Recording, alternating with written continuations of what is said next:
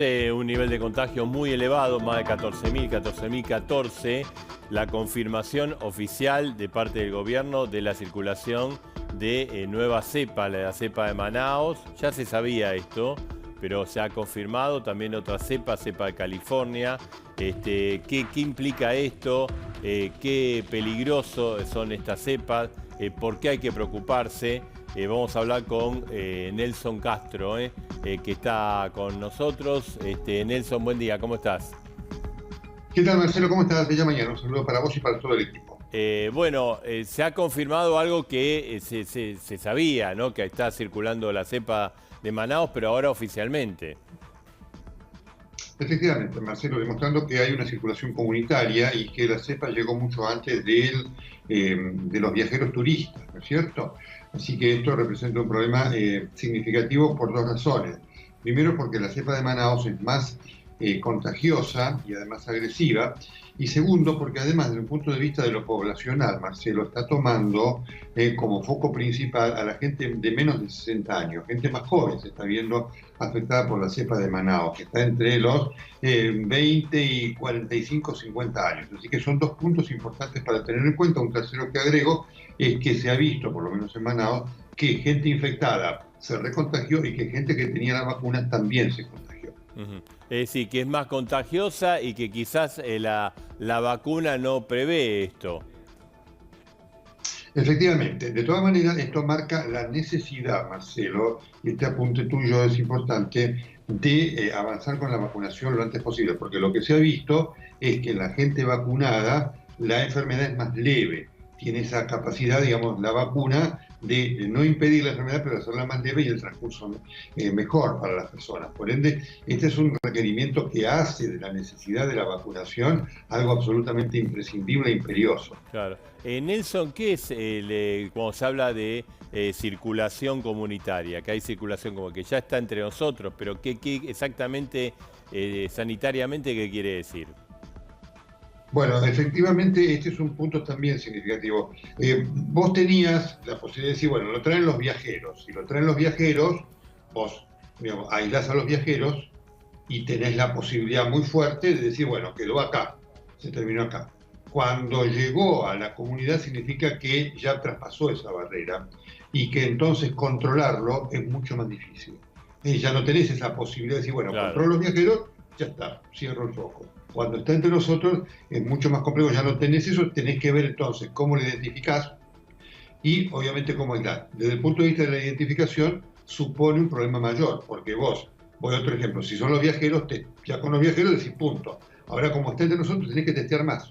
La consecuencia epidemiológica, una de ellas es que tenés que testear más para ver cómo los identificás rápidamente y cómo los aislás. Y tenés que vacunar más, porque ya perdiste una posibilidad desde el punto de vista sanitario y epidemiológica de cercar al virus. Ya esto está perdido y obviamente para un país como la Argentina, con esta extensión, representa una dificultad muy importante. Seguro. Mariana, te quiero hacer una pregunta. Sí, Mariana. Buen día, Nelson, ¿cómo estás? Está buenísimo lo que decís acerca de las otras herramientas, ¿no?, que se ponen en juego cuando hay circulación comunitaria. Pero yo te quería preguntar, para también ser prudentes con todo, ¿no? Porque a veces hay un alarmismo que se desata que no nos ha llevado nunca a nada bueno.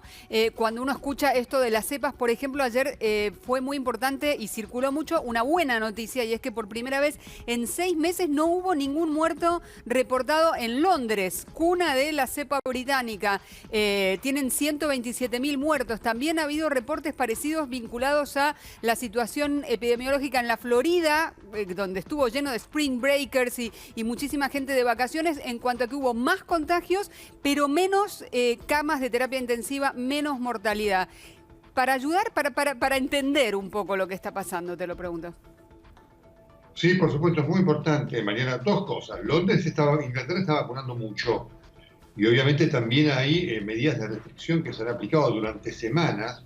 El Reino Unido viene aplicando estas restricciones durante por lo menos 2 meses y además la vacunación en el Reino Unido viene siendo muy agresiva. Esta combinación permite esto. Este otro punto que vos marcabas de la Florida tiene que ver con esto que decíamos.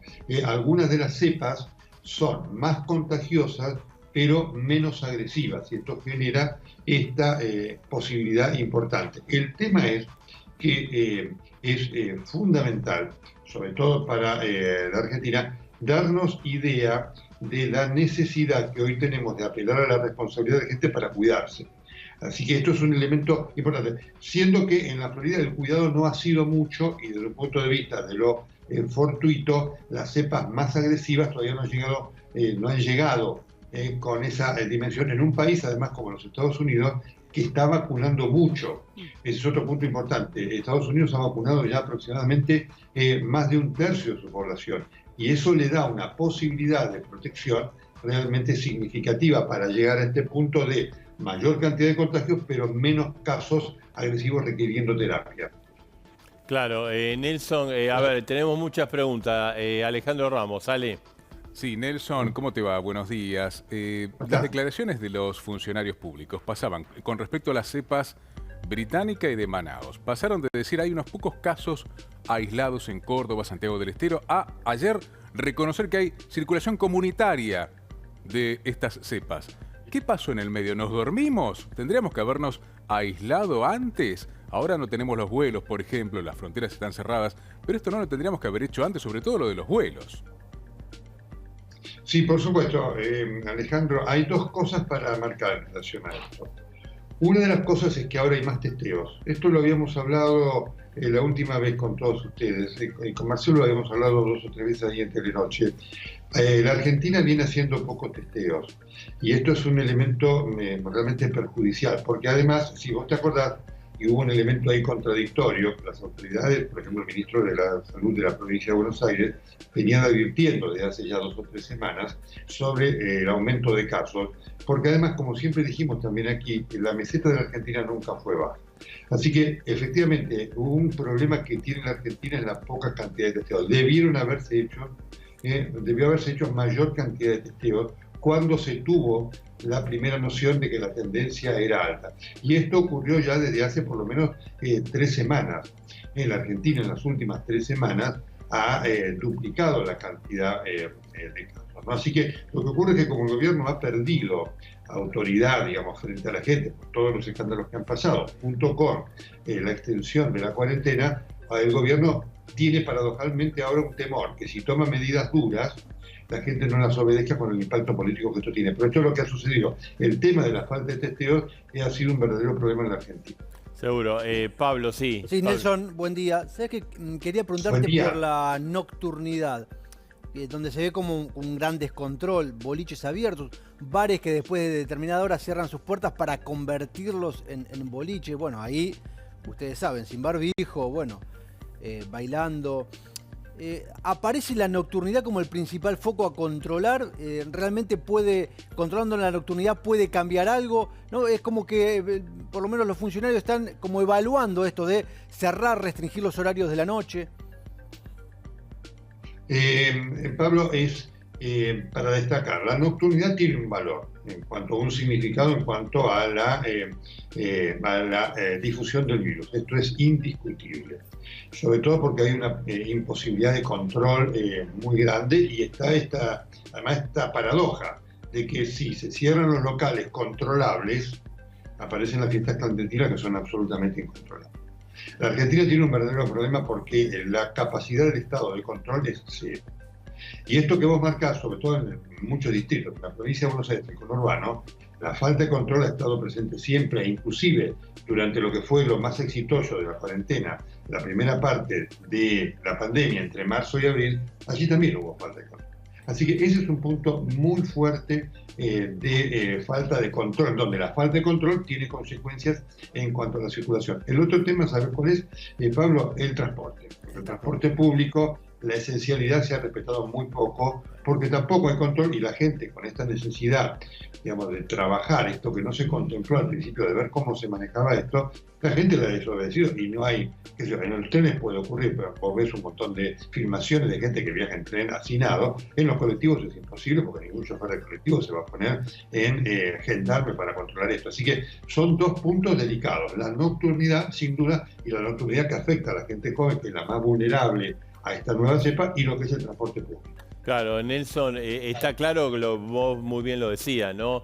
Que el gobierno ahora, a revés del año pasado, que quería cerrar todo porque era, digamos, popular inicialmente, ahora no quiere cerrar nada y bueno, en el medio está la enfermedad. Guste o no, hay que tomar medidas para evitar lo peor, ¿no? No, absolutamente. Mira, en el círculo de los especialistas, Marcelo, y algunos de los que estuvieron ayer en la Casa de Gobierno, la indicación es clara, tenemos que cerrar. Esto es claro. El gobierno obviamente no puede, y por eso esto de tirarle la pelota a los gobernadores y a los intendentes, claro, que pueden mucho menos. Realmente. Así que esto está clarísimo. Como venimos de lo que fue la larga cuarentena, que también algunos de los especialistas ya están diciendo lo que decíamos nosotros, ¿no? Digamos, y no ahora, de que fue muy larga como se planeó, es decir, no se planeó que iba a durar tanto la pandemia, claro, y por lo tanto no se planeó una cuarentena con flexibilidad necesaria cuando se podía hacer. Ahora es muy difícil y efectivamente la cantidad, el aumento de los casos de ayer, Marcelo, es un número. El lunes pasado había habido, para un número redondo, 8.000 casos.